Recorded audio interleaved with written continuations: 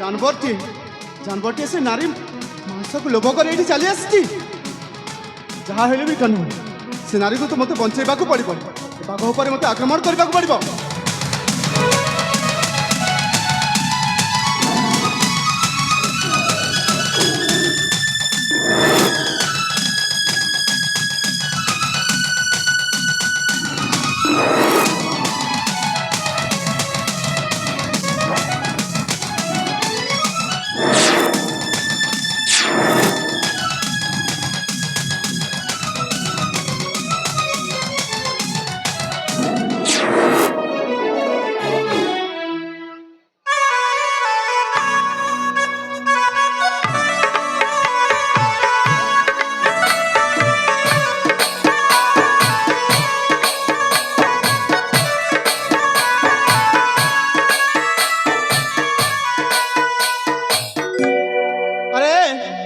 তুমি মতো এমনি কুন্ডাই হইছ কাইকি আর সে বাঘটা চলে যাইছি।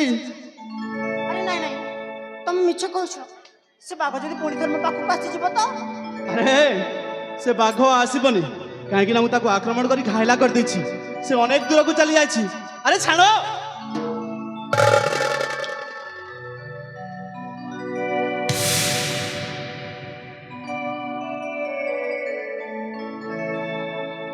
আরে সତରେ মতে লাগুଛି ସେ ବାଘଟା ପୁଣି ଥରେ ଫେରି ଆସିବ। ମତେ ଭାରି ଡର ମାରୁଛି।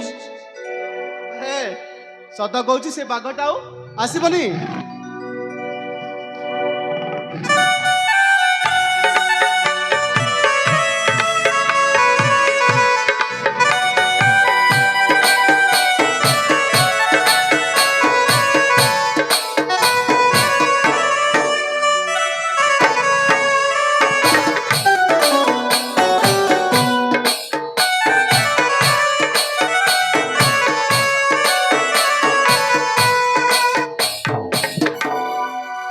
तुमको कहूँ ना से बाघटा आसबनी तुम कहीं मो सहित एमती बारंबार कुंडई हो।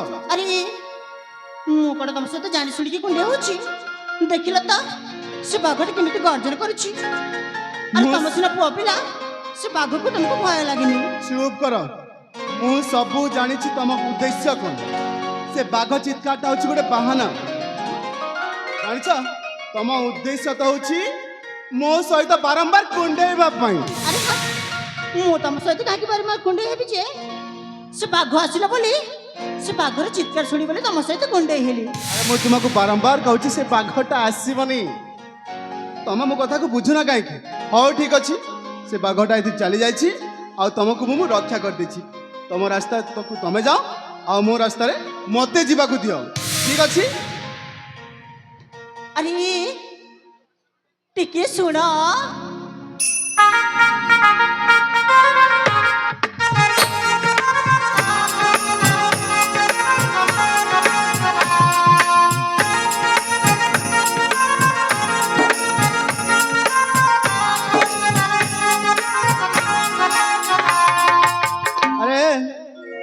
मत डाकिल कहीं ମୁଁ ତମକୁ ଡାକିନି।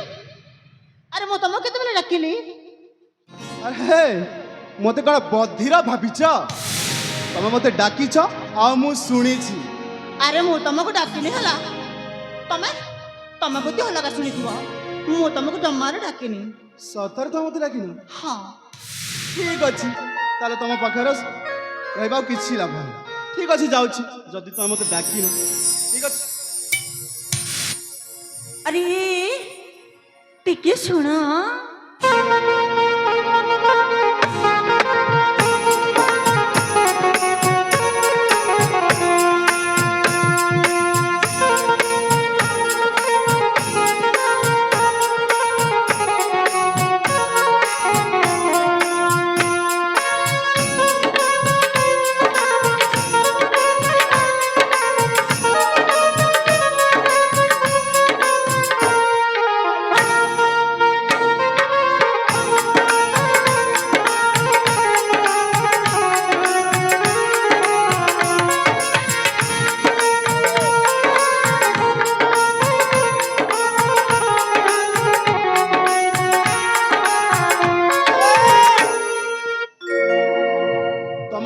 डाकिला एमती ଅନେଇଛ କାହିଁକି?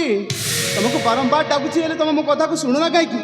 ଆରେ ମୁଁ ତମକୁ ଅନେଇ ନଥିଲି, ମୁଁ ନା କୋଉ ଗୋଟେ ସପନରେ ଚାଲି ଯାଇଥିଲି। ସ୍ୱପ୍ନ ସ୍ୱପ୍ନ ଦେଖୁଛ? ହଁ, ଆଚ୍ଛା ଏ ତମେ ମତେ ପୁଣି ଡାକିଲ, ଆଉ ମୁଁ ଆସିଗଲି, ଆଉ ମୁଁ ତମକୁ ପଚାରିବି ମତେ କାହିଁକି ଡାକିଲ ବୋଲି, ହେଲେ ତମେ କହିବ ନା ମୁଁ ତମକୁ ଡାକିନି। ଆରେ ନାଇଁ ନାଇଁ ନାଇଁ ନାଇଁ ନାଇଁ, ଏବେ ନା ମୁଁ ହିଁ ତମକୁ ଡାକିଛି।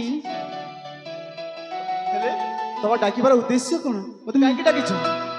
ଦେଖ ବନ୍ଧୁ, ସେ ବାଘ ବୋଲି ମତେ ରକ୍ଷା କରି ତମେ ମତେ ନୂଆ ଜୀବନ ଦେଇଛ, ଆଉ ଯେତେବେଳେ ତମେ ମତେ ନୂଆ ଜୀବନ ଦେଇଛ, ମୁଁ କଣ ତମକୁ ଧନ୍ୟବାଦ ଟିକେ ବି ଦେବିନି?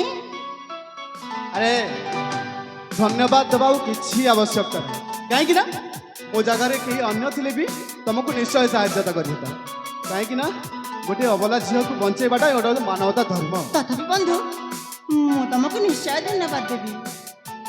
ତାହେଲେ ଦିଅ ତମ ଧନ୍ୟବାଦ ନେଇକି ମୁଁ ଏ ପୋଷାକରେ ବାନ୍ଧିବି ତମ ଧନ୍ୟବାଦକୁ, ଆଉ ମୁଁ ଘରକୁ ନେବି ଆଉ ତାକୁ ଖାଇବି।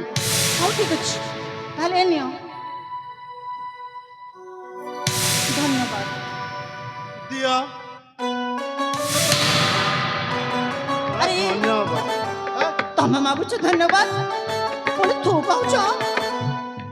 କହିଲି ନା ତମ ଧନ୍ୟବାଦର ଆଉ କିଛି ମତେ ଆବଶ୍ୟକତା ନାହିଁ, ଜାଣିଛ ମୁଁ ତୁମକୁ ଧନ୍ୟବାଦ ଦେବି ଯେ ମତେ ଏଠୁ ଯିବାକୁ ଦିଅ, ବାରମ୍ବାର ମତେ ଡାକନି ଆଉ ମୋ ସମୟକୁ ନଷ୍ଟ କରନି। ନାଇଁ ନାଇଁ ନାଇଁ ନାଇଁ, ହେଲେ ଟିକେ ଶୁଣ, ଏଠାରୁ ଯାଉନି, ତମେ ଯେତେବେଳେ ମତେ ରକ୍ଷା କରିଛ, ମୋର ଇଚ୍ଛା ହଉଛି ତମ ପରିଚୟ ଟିକେ ଶୁଣିବା ପାଇଁ। ମୋ ପରିଚୟ? ହଁ। ମୋ ପରିଚୟ ନିଶ୍ଚୟ ଦେବି, ହେଲେ ତମକୁ ଗୋଟେ ସର୍ତ୍ତରେ ଦେବି। ସର୍ତ୍ତ ମାନେ? ସର୍ତ୍ତ ମାନେ ଯଦି ତମେ ମୋ ସର୍ତ୍ତରେ ରାଜି ତାହେଲେ ତ ମୋ ସର୍ତ୍ତକୁ କହିବି ନା। ହଉ ଠିକ ଅଛି, ମୁଁ ତମ ସର୍ତ୍ତରେ ନିଶ୍ଚୟ ରାଜି ହେବି। ତାହେଲେ ଶୁଣ, ଯଦି ମୁଁ ତୁମକୁ ମୋ ପରିଚୟ ଦେଇଦେବି ତାହେଲେ କ୍ଷଣ ମୁହୂର୍ତ୍ତ ବି ଆଉ ମତେ ଡାକିବନି ନା ଏଠି ରଖିବନି, ମତେ ଶୀଘ୍ର ମତେ ଯିବାକୁ ଦବ। ହଉ ଠିକ ଅଛି। ତାହେଲେ ଶୁଣ ମୋ ପରିଚୟ। ହଁ।